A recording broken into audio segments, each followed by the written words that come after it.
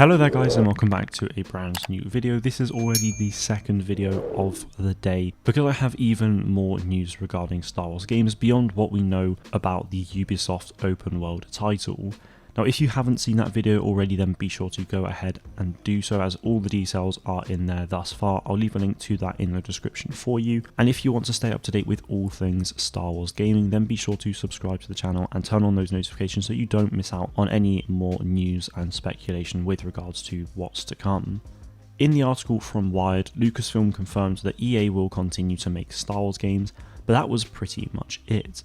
In the article for the Star Wars website that followed the announcement from the Ubisoft game, it was stated that EA already has a number of projects underway with their talented teams.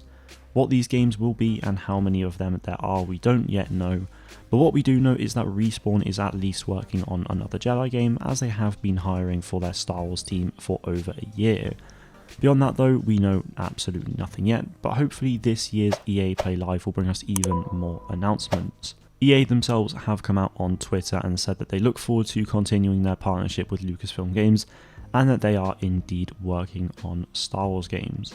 So that's pretty much everything with regards to EA, but in the article from the Star Wars website, Douglas Riley, the vice president of Lucasfilm Games, also said that these announcements will continue throughout the next year or so, where we're going to continue to announce projects that are more representative of the legacy of the old Lucasfilm games that we're trying to live up to. So whilst Star Wars and Indiana Jones aren't the only IPs owned by Lucasfilm, I would very much expect to see even more Star Wars game announcements over the coming year. To further back that up, the final paragraph in the article says that for Star Wars and Lucasfilm fans, there's a lot to be excited about in the realm of gaming, and Riley promises that there's more to come, saying that this is only the beginning of what I think is going to be a very exciting year for Lucasfilm Games. So like I said before, not everything will necessarily be Star Wars related. We could see more Indiana Jones games beyond the Bethesda one, and even some more IPs as well, but I'm very confident that we'll probably see some more Star Wars announcements later this year.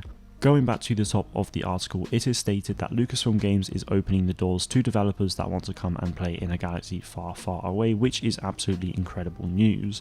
I'm really glad that EA will continue to make Star Wars games beyond 2023, as especially the last few games they've made have been amazing, but the fact that this license is no longer exclusive is great news, as we'll only start to see more and more Star Wars games. And as someone who dreams of doing YouTube full-time for Star Wars games, I am very excited. So the fact that the Star Wars license is open to all developers, almost any studio and publisher can come forward with an idea and pitch it to Lucasfilm for approval.